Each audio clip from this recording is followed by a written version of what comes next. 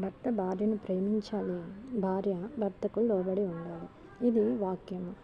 దేవాది దేవుడు మనకు సెలవిచ్చిన వాక్యం.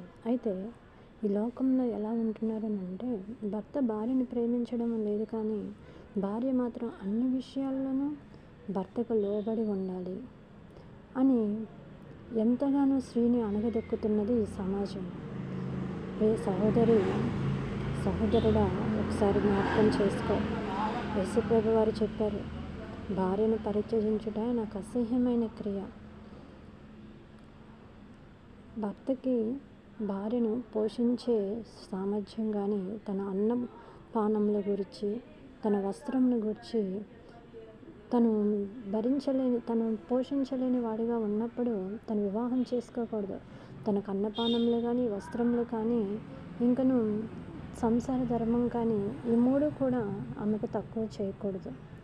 ఈ మూడు విషయాల్లో నువ్వు నీ భార్యను చిన్నచూపు చూస్తూ వివాహం చేసుకొని నువ్వు నమ్మి తన కుటుంబీకుల్ని, తన ఇంటి వారిని అందరినీ విడిచిపెట్టి నీ వద్దకు వచ్చిన నీ భార్యను ఒక మాట అంటే పడుతుంది. పడుతున్నప్పుడు ఎంతవరకు పడుతుంది? ఆ పడే విషయంలో, ఆ సహించే విషయంలో ఇంకా తన సహనాన్ని, తన ఓర్పుని పరీక్షించుకుంటూ, తన ఆత్మాభిమానం దెబ్బతినేలాగా తన వ్యక్తిత్వాన్ని అగౌరవపరుస్తూ, తన శీలాన్ని శంకించే విధంగా తనని రెచ్చగొట్టి మాట్లాడుతున్నప్పుడు తిరగబడదా నీ భార్య? ఇంకా నువ్వు తిండి కోసమే ఇక్కడ పడుంటున్నావు, నువ్వు గత్యంతరం లేక ఇక్కడ పడుంటున్నావు అని నీ భార్యను అపహాస్యం చేస్తే అది నీకే కదా అవమానము. నీ భార్యను అవమానపరుచుకుంటే ఆ అవమానం మొదట నువ్వే పొందుకుంటావు.